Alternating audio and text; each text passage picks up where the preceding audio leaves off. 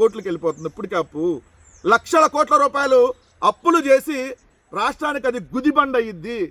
అందుకనే మావిగన్ అనేది అన్ని తీసుకుంటే డబ్బులు ఖర్చు పెట్టే పని ఉండదు. రెడీమేడ్ రాజధాని అది.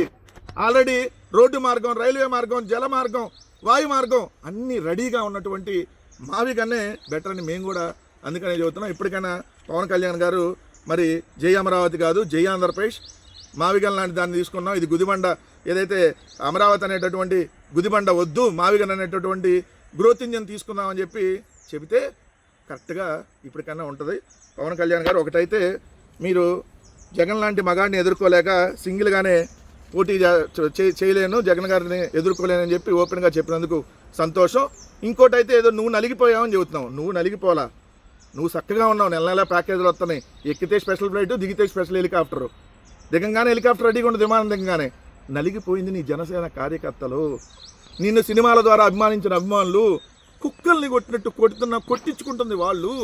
సో నువ్వు నలిగిపోలా, నువ్వు బ్రహ్మాండంగా హాయిగా మాదాపూర్లో మంచిగా నిద్రపోతా ఉన్నావు సుఖంగా ఏసీలో పడుకొని.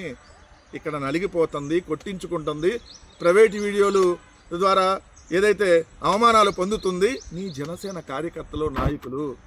ఎప్పటికైనా కనీసం వాళ్ళ గురించి ఆలోచించని జనసేన వాళ్ళే నిన్ను వేడుకుంటున్నటువంటి పరిస్థితి.